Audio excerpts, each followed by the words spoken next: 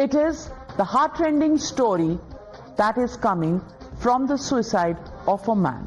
Ladies and gentlemen, imagine the plight of a man who's lost everything, his family, his life, and then he feels cheated by the system, robbed of justice. What options does he have in life? Sadly, the story of 34-year-old Atul Subhash, a tech professional from Bengaluru, shows us what happens when all is lost right before he hung himself.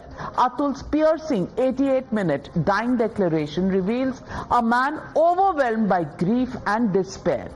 He faced challenges that included being separated from his son, battling what he claimed were false accusations in a matrimonial case, and enduring harassment by his estranged wife and her family.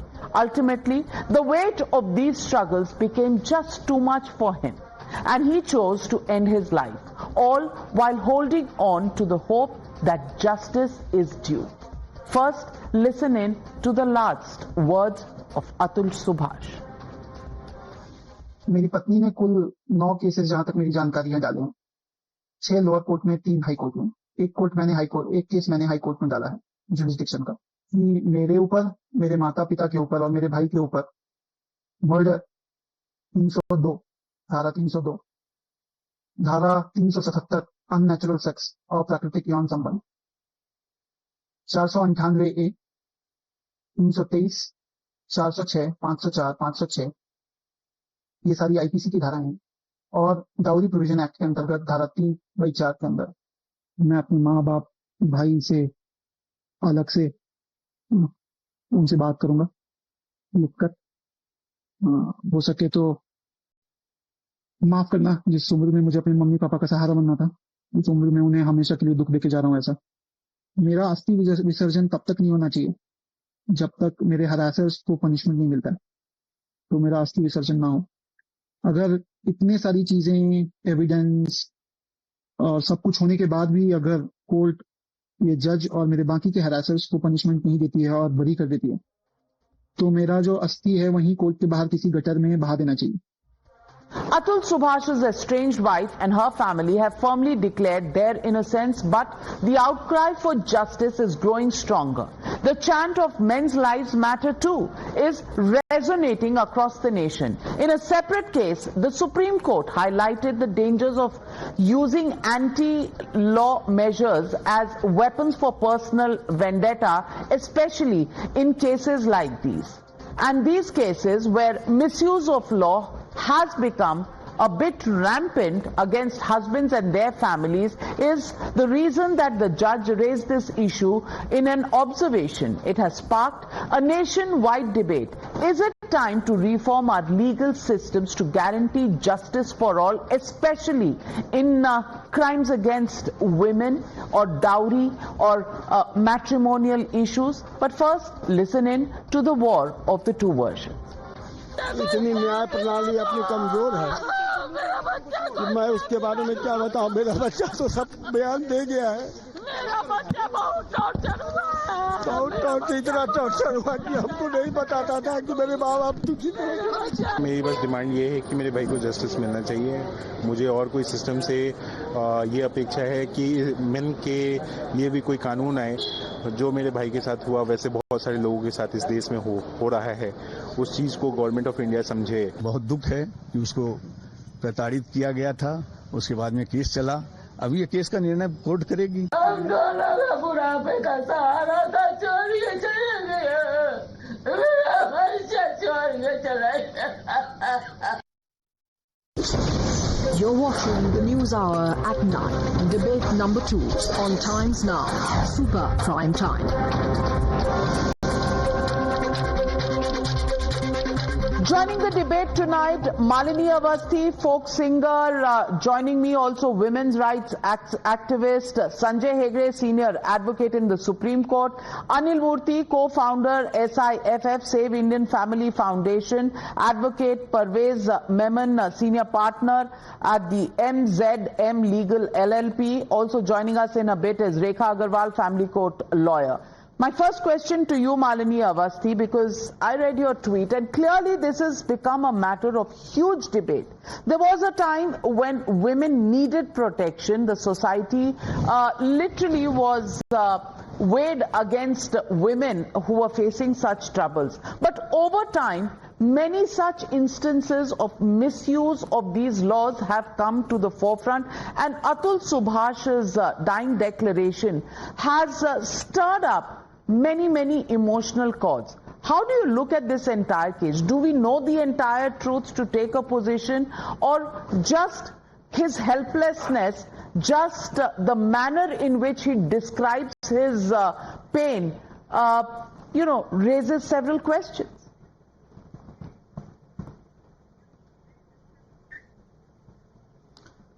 Navika, this is so sad. In fact, I think not only me, I think the whole nation is in mourning, I should say, because we are in deep shock, because not that this has happened for the first time, but to actually listen to what the person has gone through, fighting a legal battle, and dealing with the marital issue, his emotional issues, and dealing with the societal pressure, I would say, including his family, the way, the amount of emotional and mental torture that he was going through, and a very cold attitude in the decision making that he wanted to end his life. I think the whole point that he wanted us to, sink in has reached, and we are all in deep shock. But, Navika, I guess all laws were created for the betterment of society, to establish a more organized way of, living.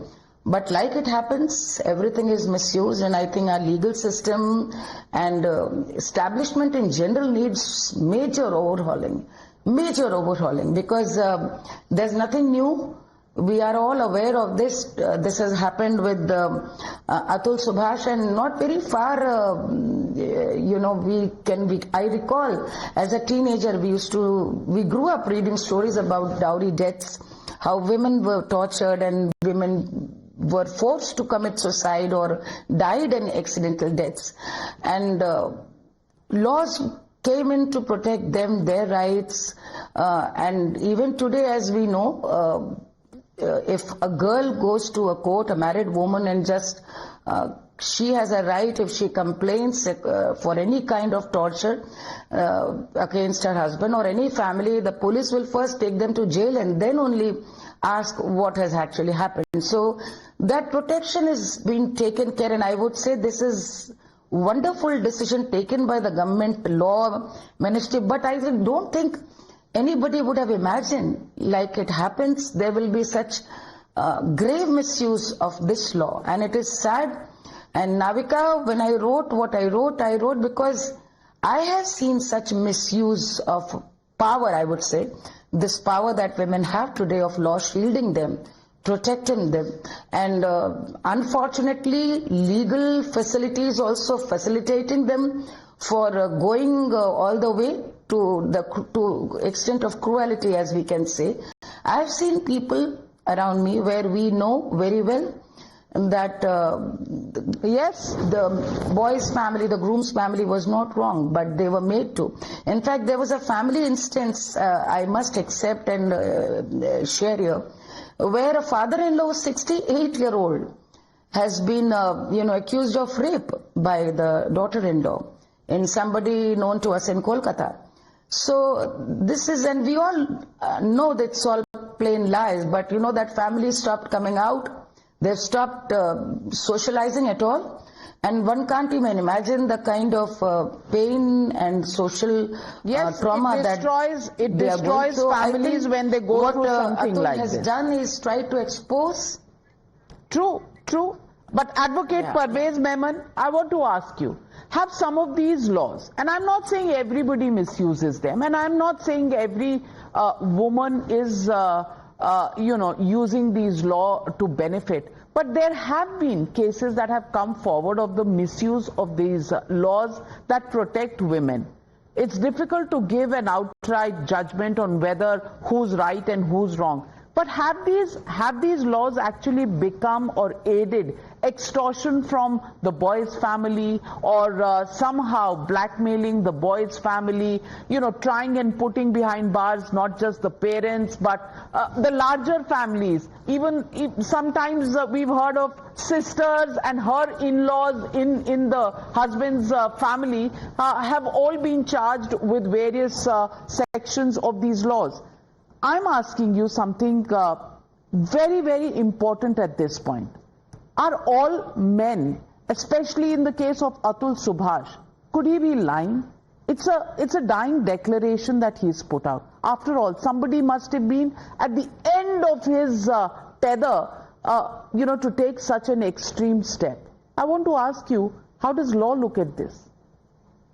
Well, Navika, firstly, let me tell you that we have been on the both sides of law. We have been defending husbands, we have been defending representing wives in such given cases. But having said so, in the present case, when we examine Atul Subhash's case, let us first understand that suicide is a result of multiple factors, including mental health challenges, personal issues, or professional pressures. Attributing his tragic decision solely to his wife's legal actions oversimplifies a complex and deeply personal matter in my personal view. It cannot be simply said that only because the wife resorted to explore her legal remedies in law that the husband is compelled to commit suicide. There have been cases and cases where women are running from pillar to post to seek justice.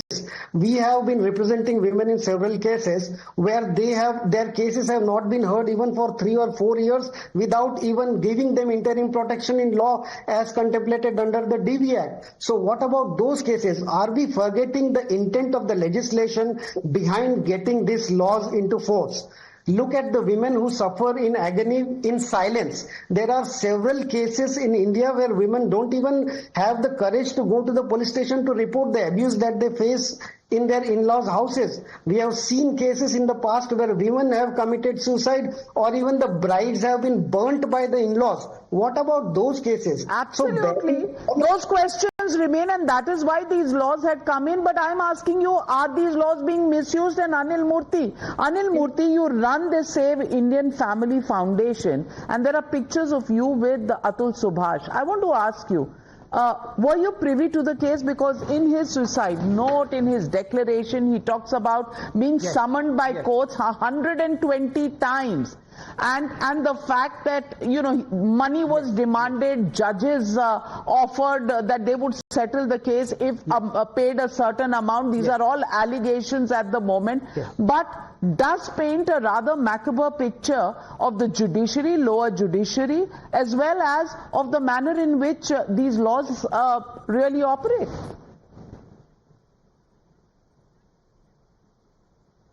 Yeah, so here is what happened. Like I was very close to him. We both were close, couple of people, and I was one of the first persons to get the message directly from him. And in the early morning when we had we got this news, so we immediately sent police and we really sent people to reach out to him, his place. So I was very much involved, and here is what I would like to say about Atul. Atul is not the kind of person who is depressed or he was having any mental health challenges. We are a 20-year-old NGO with all therapists, counselors, life coaches, all kinds of moral guidance, and we had a very good tech support group, with get-togethers and everything to cheer these guys up. By the way, Atul is not the only person going through this kind of problem of basically alimony extortion. A lot of people are going through.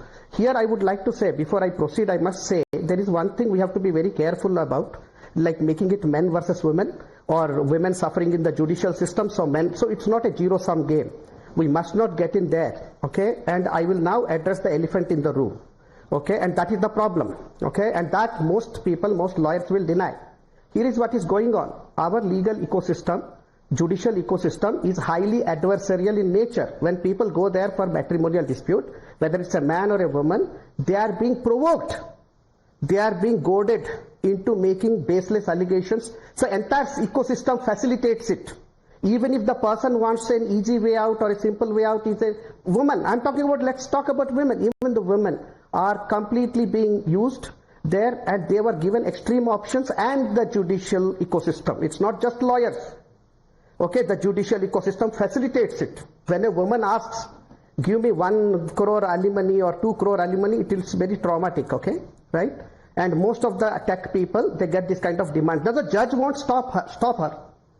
The court mediators do not stop them. They say, okay, she's asking 1 crore, how much you will give? So this entire system is deliberately made this way, and I will make one sad statement. This system from top to bottom, this judicial ecosystem is beyond repair, okay? And people are just on their own, because if anybody is trying to reform this system, we are trying for 20 years, we have done a lot of reform, by the way. 498A cases, the arrests have stopped. Lot of reforms we have got, and they are positive. In spite of this is the situation. So we reform something, 10 things fall apart. This is what is going on, and unfortunately this system is in a very, and of course the lawyers will always justify, because that is their bread and butter, that is their temple. Temple of justice is their bread and butter, not for us, right? So there are grave human rights violations going on. Article 21 of Constitution is not being respected. This person, his right to work is taken away. When he has to attend 120 court dates, then how will he work? He has to go from Bangalore to Jaunpur in Uttar Pradesh. He may have to take 2 flights, multiple trains and buses to go, only to find that the court is closed or there is a strike or something else going on. So, and I'm telling you, NRI cases, think about how the NRI is being harassed. Every single, this is a huge problem. He's so unlucky. And here is one more statement I'll talk about Atul Subhash. Why did he do this? He was high performer. He has got multiple promotions, and his salary is very high. You know, he earns 1 month, in 1 month what he earns, many tech people earn in 1 year. That became his curse. Because he was afraid of a huge, if everything comes out, goes to High Court, matter goes to High Court and all, he was terribly afraid that, his wife will increase the demands from 2 lakhs to maybe 5 lakhs. So he will be ending up with an annual 24 lakhs or 30 lakhs of alimony liability. He is staring at a huge liability. That is true. Not just about Atul Subhash, a lot of thousands of men who are earning very high salaries. Let me get here is the problem. All these top tech companies or MNCs and tech companies, they can fire you. You can lose your job. Then what will happen? That judges do not think about. Okay, and the judges often say to the man, beg, borrow, steal, pay the alimony. That is what they say. These are official statements. There is so much of insensitivity, casual statements. The suicides are being ridiculed. There is a judge at top court saying, oh, do you want to create an association for people who may commit suicide? This is the exact statement being told to one of our PILs. It is sad, unfortunate, and I'm telling you one last thing, that men are quitting. Men are quitting marriages, the marriage institution of marriage. Men are quitting from society. Men are going to quit from the country itself, and that some of them are quitting from life. And we would like, whatever the government needs to do, this is an emergency call. Well, let's not look at it in such a cynical manner. But Sanjay Hegde, it is a fact that in the lower judiciary, there are problems. Dates after dates, wo tarikh pe tarikh is actually a fact, and then the judge will not turn up. If you are from outstation and you've gone there for that appearance, your entire time, money spent in going, the legal process, hiring lawyers, the mental harassment, all of this is real, and can be realized only by the person who's going through it. In this case, I'm just asking you, judicial reforms is something we talk about, never really implement. But in this case, do you think it brings up not just a social issue, but also a judicial issue to light? Did one man have to commit suicide for all of us to wake up and take notice? Navika, I'm reminded of the fact that about 30 years ago, when I just begun I was studying law. That was when I saw a program by Kamleshwar in Doordarshan those days about a bride being burnt and a dying declaration. I still remember the name of the program, called Jalta Sawal. And that led to a whole host of all these reforms. And now we are at a different stage in our nation's history, as well as the evolution of our society. Today, most people have 2 children, and men and women, at least among the affluent middle class, which is the primary source of matrimonial litigation in the country. Both people have an earning capacity. The real problem, in my view, is that in India, 2 individuals do not get married. 2 families get together. If a girl goes back to her family, the family feels insulted. The family also feels that we have spent so much on the marriage, everything that plus whatever is the number of years that are ahead, that has to be provided for. And upfront, I do think that the judicial system is, with its adversarial nature, Mr. Murthy is right there, is not particularly suited to solving the problem of marriages. Add to that, when you criminalize, you bring the policeman into or the policewoman into the marriage system. Absolutely, and I'm not making it a men and women issue, but women go to men lawyers, men go to women lawyers, and both sides get really adversarial. And one more thing, parties want their lawyers to do to the other lawyer what they couldn't do in their marriage. They actually want people fighting lawyers. Well, as a society, if we form this kind of a legal framework to solve our problems, then we are all recognizing that these problems are not getting solved in the manner in which they are being addressed. But Rekha Agarwal, I really want to ask you, yes, women need to be protected, but can women make such demands? Because what somebody is earning today may not be in the present day and condition of jobs. Today you may earn a high salary, but tomorrow you may not have a job at all. So making such high claims, such mental torture, such harassment, where video conferencing is not granted, there are judicial issues, there are family issues, many issues that come to the fore. I want to ask you, are laws being misused? Yes, the laws are being misused. There is no doubt about that. And as my learned friend, learned brother Sanjay just pointed out, that in this, the affluent middle class is the one which is flocking to the courts, to the family courts, to make these complaints of, of dowry harassment and mental and physical cruelty.